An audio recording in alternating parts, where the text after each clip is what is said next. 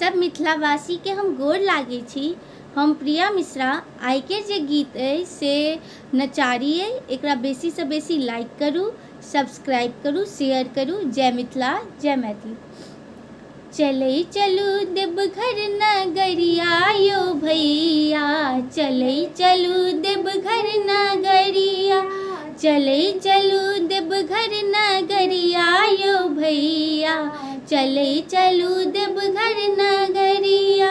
भौजी ले आल रंग साड़ी खरीद ली, भौजी ले आल रंग साड़ी खरीद ली। अपना ले गमछा के सरिया यो भैया, अपना ले गमछा के सरिया यो भैया। चले चलू देवघर नगरिया, चले चलू देवघर नगरिया यो भैया, चले चलू देवघर नगरिया। सुल्तानगंज में नहायब सोनायब, सुल्तानगंज में नहायब सोनायब। ओता सब बाबा के जल उठायब, ओता सब बाबा के जल उठायब। बोलबम के नारा लगायब यो भैया, बोलबम के नारा लगायब यो भैया।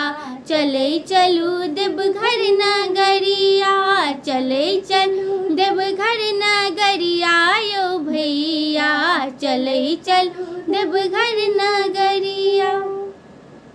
सावन के महीना छै रिम झिम फुहारा, सावन के महीना छै रिम झिम फुहारा।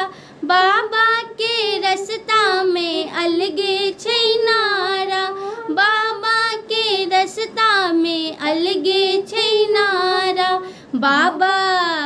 बाबा छै एक सहारा यो भैया, बाबा छै एक सहारा यो भैया।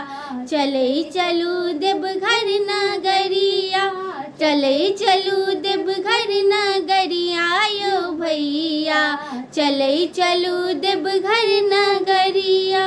देवघर पहुँच का जल चढ़ायब, देवघर पहुँच का जल चढ़ायब। बेलपत्र फूल सब बाबा के मनायब, बेलपत्र फूल सब बाबा के मनायब। बाबा सकर बन गोहरिया यो भैया, बाबा सकर बई गोहरिया यो भैया। चले चलू देवघर नगरिया, चले चलू देवघर नगरिया यो आदर्श भैया। चले चलू देवघर नगरिया, चले चलू देवघर नगरिया यो आदर्श भैया। चले चलू देवघर नगरिया। जय मिथिला, जय मैथिली।